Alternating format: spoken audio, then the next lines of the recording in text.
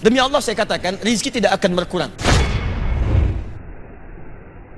Maaf, kebanyakan perbuatan buruk terjadi bukan sekedar ada peluang melakukannya, tapi persoalan yang paling penting adalah didasarkan pada cara berpikir yang tidak tepat. Ketika cara berpikirnya salah, maka muncul tindakan yang keliru dalam kehidupan. Orang-orang yang korupsi berpikir dengan korupsi itu bisa mendatangkan harta lebih banyak, karena berpikirnya keliru. Karena dengan cara yang baik pun rizki akan datang. Jadi kalau anda bisa meraih rizki dengan cara yang baik, kenapa anda memilih yang haram? Karena rizki itu sudah diatur, nggak akan tertukar. Putri ada yang tertukar, putri yang tertukar sampai jadi sinetron. Menteri ada yang ditukar, tapi rizki nggak akan tertukar. Rizki anda mustahil tertukar dengan orang lain, mustahil itu. Rizki kita itu sudah diatur. Yang belum teratur adalah surga kita semua. Jadi kalau anda mencari rizki dengan cara yang halal, dia akan datang dan jumlahnya tidak akan berkurang. Demi Allah saya katakan, rizki tidak akan berkurang. Sifatnya diberikan sesuai dengan pas kebutuhan kita, sesuai dengan maslahat kehidupan kita. Misal, si fulan rizkinya 1 miliar, yang satu 1 triliun. Lihat sini, baik yang ini ataupun yang ini, ketika Allah berikan, itu bukan ingin menunjukkan si fulan sedikit, yang lain banyak, bukan. Tapi untuk menjelaskan kepada hambanya, walladzi qaddara fahada. Allah yang telah menetapkan semua ukuran kehidupan, yang dengan itu memberi petunjuk kepada hambanya, itu yang paling maslahat yang bisa ia gunakan. Yang ini diberikan 1 miliar, karena dengan satu bekal 1 miliar ini, itulah peluang dia lebih dekat kepada Allah subhanahu wa ta'ala. Karena dia diberikan kelebihan yang lain untuk mendekat kepada Allah lebih dibandingkan dengan harta benda. Ada yang diberikan tenaga, memang cuma 1 miliar, sebulan didapatkannya 1 juta, kadang 500 ribu, kadang-kadang meningkat 10 juta. Dia merasakan dari sisi yang tidak terduga, tapi tenaganya banyak untuk bangun tahajud. Dia bisa mengalahkan nonton bola, dia bisa mengalahkan hal-hal yang lain. Dia hindari begadang, dipakai tahajud. Orang datang ke masjid saat adzan, ternyata yang adzan dia.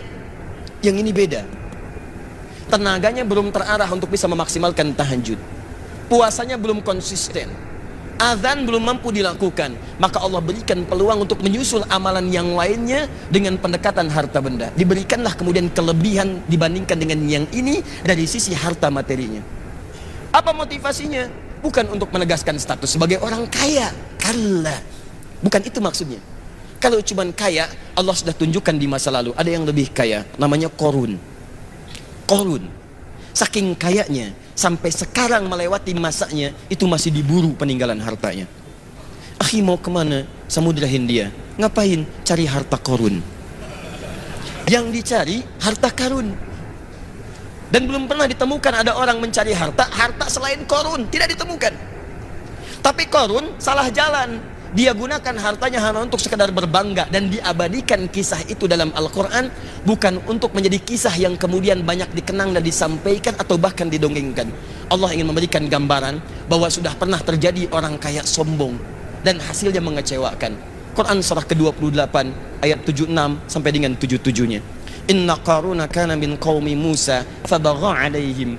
Qarun itu hidup di zamannya Musa, maka dia sombong dengan anugerah Allah. Bagha ala itu sombong dengan harta. Kalau togho itu sombong dengan kedudukan. Makanya ketika Fir'aun sombong disebut togho. Idhab ila Fir'auna innahu togho, bukan bagha. Tapi Qarun disebut bagha. Inna Qaruna kana min qaumi Musa fabagha alaihim. Dalam bahasa Arab, kalau orang disematkan kalimat bagha pada dirinya, itu artinya sombong dalam hal status terkait dengan harta benda, hartawan. Kalau tagha itu sombong dengan kedudukan. Alhamdulillah. Uniknya, dua-duanya hidup di masa yang sama. Penguasa zalim berpartner dengan pengusaha gelap. Ini. Dan hikmahnya selalu begitu. Awas, tapi yang paling menarik, dia sombong. Apa yang disombongkan? Wa inna mafatihahu latanu bil usbah. Sungguh kunci-kunci brankasnya saja. Brankas dia punya gudang. Antum sekarang brankas paling segini, brankas dia gudang. Kuncinya saja itu dipikul oleh bodyguardnya, betapa sulit dan beratnya. Jadi kalau dia jalan kemana-mana, yang dibawa itu cuma kunci brankasnya, di belakang ada bodyguard, ngangkat, dan dia tunjukkan pada orang, ini saya nih, ini kunci brankas saya. Masya Allah. Mau nyuri, nyuri aja. Ini aja ngambil kuncinya berat. Korun. Jalan seperti itu. Saya tanya pada Anda ya, kalau Anda punya berangkas satu, kuncinya akan Anda publikasikan atau Anda sembunyikan? Saya belum pernah temukan ada orang beli berangkas satu, kemudian dia kuncinya dipublish. Ceklik, kunci berangkas saya. Cari masalah. Cari masalah. Jadi kalau Anda belum pernah sekaya Korun, gak usah ikutan sombong. Tidak usah ikutan sombong. Anda telat. Telat, terlambat, kesiangan, kepagian, kemalaman, dan keterlaluan. Karena apa yang Anda sombongkan lebih kecil dibandingkan apa yang dimiliki Korun yang Allah titipkan kepadanya. Jadi kalau harta Anda nggak seberapa dibandingkan Korun, nggak usah ikutan sombong. Anda ketinggalan. Kalau ada orang kaya lewat ITB sombong, berdiri di depan Anda, sampaikan, maaf Pak, Bapak telat. Selesai. Udah. Dihancurkan oleh Allah, fakhasafna, kami tenggelamkan semuanya dengan harta-hartanya.